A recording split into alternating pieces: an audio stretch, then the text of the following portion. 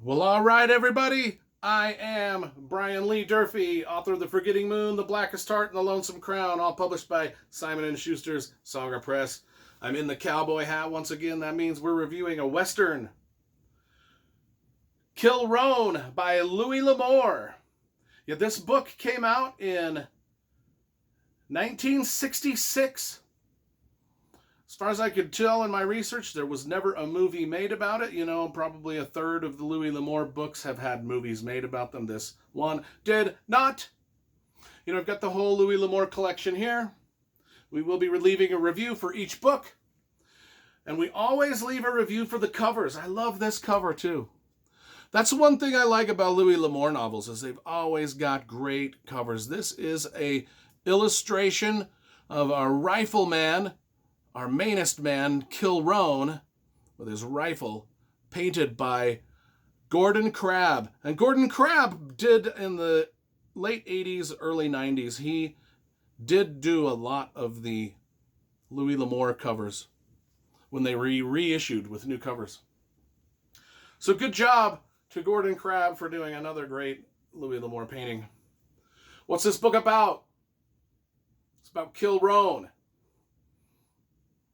Like every Louis L'Amour book is about a badass gunslinging dude that sweeps into town, right? Let's read the back. So when Major Frank Paddock and Barnes Kilrone were dashing young officers in Paris, they both fell in love with the same woman. Uh-oh. But now they are men in exile in one of the harshest territories in the American West. It is against this inhospitable backdrop, where survival itself is a day-to-day struggle, that Paddock makes a fateful decision that will plunge both men into a headlong battle for their lives and the lives they are sworn to protect.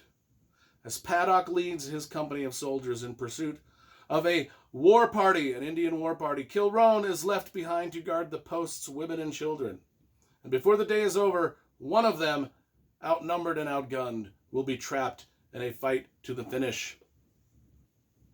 So yeah, these buddies from Paris, these war buddies from Paris, they end up going to the United States to start a new life, and they end up in the desert Southwest and in a sort of an Indian war, and one of the guys goes off to chase after the Indian war party, and the other guy stays back, Kilrone stays back to guard the women and children.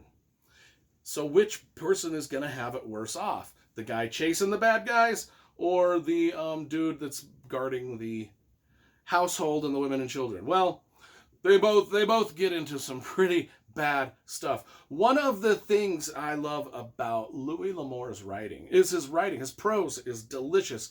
And I'm going to read the first page of this book just so you get an idea of what kind of prose Louis L'Amour puts in his novels, because it is on point. And if you're a writer, I don't care what kind of stuff you write, whether it's fantasy, mystery, thrillers, if you can learn how to write prose like this and describe your characters and your scenes like this, I mean, just look at this opening scene, and just, if you don't understand exactly who the people are and what's going on, that's the thing about opening scenes, is you've got to make sure that the reader knows exactly who's in the scene, where the scene is taking place, and all of that stuff. And you got to do it in just a limited amount of words. And Louis L'Amour in this first page does it better than almost anybody I know.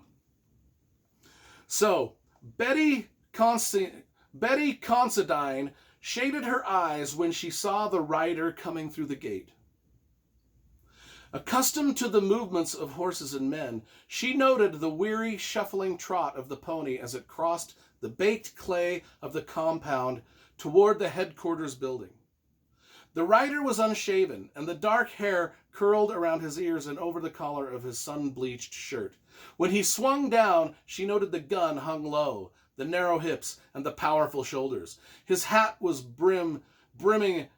his hat brim was ragged, and there was a bullet hole through the crown. So we already know that this dude is coming off a hard, long ride, and he's a gunfighter of some kind. Pulling his hat from his head, he slapped it against his thigh in an ineffectual, ineffectual effort to free it of dust, and the attempt caused him to stagger, so that he half fell against the hitch rail. When he was a few paces from her, she could clearly see the line of an old scar on his cheekbone. His lean brown face was haggard, and in his eyes there was a daze of dreadful weariness. On the collar and shoulder of his faded blue shirt was a dark stain of dried blood. She ran to him and put her hand on his shoulders. "Are you hurt, sir? What's the matter?" The face he turned to her was etched with lines of exhaustion and was gray under the tan. "I'll be all right, ma'am, thank you." He smelled strongly of sweat, dust, and the horse. He gathered himself with a visible effort. Even in his exhausted state, there was a faint swagger in his bearing. So we get right off the bat, we understand who this guy is. We understand who she is. He's a gunfighter. He's come off a Lard Hong ride. He's just entered the compound. And she describes him great with the gun, the pistols hanging low on his hip, the gun, the bullet through his hat, the ragged look of him, the scarf, everything. I mean, then the painting. In the painting, we even get that. I don't know if you can see it, but in the painting, there's a bullet through his hat. He's wearing the scarf. He's got the raggedy clothes, the raggedy hat. It's just beautiful. Absolutely beautiful. I love Louis L'Amour's writing. This is a good book. Not my favorite Louis L'Amour, but it's average. It's a decent average Louis L'Amour Western. I like all of his stuff, and I especially like his writing.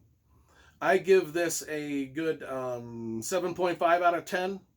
Kilrone by Louis L'Amour.